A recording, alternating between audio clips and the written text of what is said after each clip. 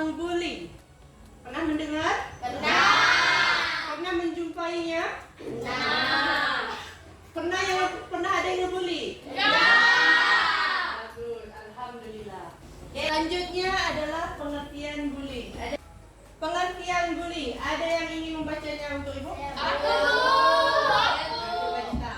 Pengertian bullying. Bullying adalah perilaku menyakiti orang lain secara sengaja, baik melalui kata-kata, tindakan maupun perilaku sosial.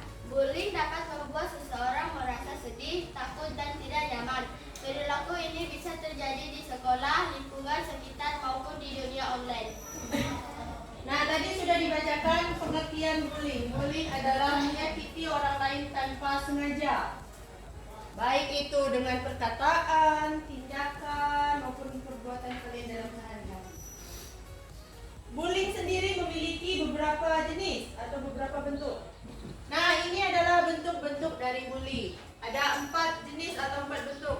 Yang pertama ada bully dalam bentuk verbal. Contohnya mengejek, menghina, memanggil dengan nama buruk. Seperti menghina dengan sebutan kebun binatang. Bisa juga dengan nama orang tua. Pernah nggak di sini? Pernah. Siapa? Tadi. Nono ya. Nah, bentuk yang selanjutnya yaitu dalam bentuk fisik. Seperti memukul, mendorong. Siapa yang pernah memukul? Sandi. Oh, Sandi lagi. Ada bullying sosial, mengucilkan. Tahu mengucilkan? Menjauhi teman. Itu tidak boleh. Bentuk bullying yang selanjutnya atau yang terakhir yaitu dalam bentuk bullying online. Dalam bentuk HP, melalui HP. Biasanya kalian kan sudah kelas 6, rata-rata sudah punya HP. Pasti sering mengejek temannya dari HP. Itu tidak boleh. Sering menghina temannya dari HP. Nah, itu tidak boleh ya. Ya, Bu. Nah, yang berikutnya adalah contoh situasi bullying. Nah, ini contohnya. Contohnya ketika seseorang terus mengejek temannya karena penampilannya yang berbeda.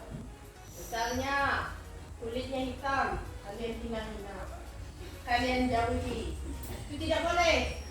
Nanti ada yang badannya besar dari kalian, kalian hina. Tidak boleh tunjuk-tunjuk. Kita harus punya kesadaran diri. 1. Merasa sedih dan terluka. 2. Kehilangan rasa percaya diri. 3. Takut untuk bergaul. 4. Merasa sendirian. 5. Tidak nyaman di lingkungan sekitar. Nah, yang sudah dibacakan teman kita tadi itu adalah beberapa dampak bully. Ada merasa sedih dan terluka. Terluka bukan berarti hanya terluka badan, tapi di hatinya, sakit hati. Nah, ada beberapa cara untuk kita mencegah bullying. Yang pertama, bersikap baik kepada semua orang. Memperlakukan orang itu jangan berbeda-beda. Kita harus baik, harus ramah, sopan, dan penuh dengan rasa hormat. Jadi kalau ngomong itu harus hati-hati. Jangan sampai orang yang kita ajak bicara, hatinya merasa sakit, sedih. Nanti dia tidak mau masuk sekolah, itu sering terjadi. Kemudian menghargai perbedaan. Ini yang ibu bilang tadi. Kalau ada teman yang berbeda dari diri kalian, dia ini bu, dia ini, jangan dijauhi, jangan dikucilkan. Harus berteman. Coba selanjutnya dapat baca apa cara mencegahnya. Tidak ikut mengejek, tidak mengatakan atau melakukan hal yang dapat menyakiti atau memperlakukan orang lain.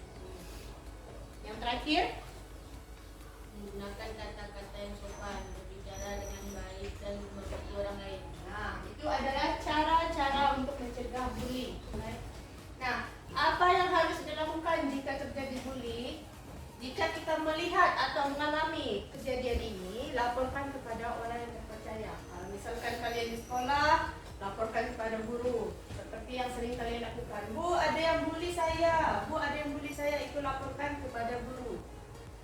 Nah, kalau misalkan di lingkungan rumah atau masyarakat, laporkan kepada orang tua. Jadi dari apa yang Ibu sampaikan hari ini, kesimpulan adalah bullying adalah perilaku yang harus dihentikan. Tidak boleh dilakukan dimanapun dan kapanpun. Misalkan di sekolah tidak boleh bully, tidak boleh bully kepada adik kelas. Begitu juga di lingkungan luar, di masyarakat. Kalau berteman sama anak sekolah lain harus baik-baik. Jangan saling menghina, jangan memukul, mendorong atau sebagainya seperti yang disampaikan tadi. Jadi ibu harap setelah materi ini tidak ada lagi bullying yang kalian lakukan atau temui. Kalau misalkan menemukan tindak laku, perilaku seperti ini, langsung stop, langsung katakan atau laporkan kepada pihak yang berwenang. Paham? Baik, hanya ini yang dapat ibu sampaikan. Ibu harap setelah ini dapat diterapkan, dapat dipahami, dan dapat kalian lakukan. Jika ada terjadi itu, langsung hentikan. Sekian dari ibu. Selamat pagi.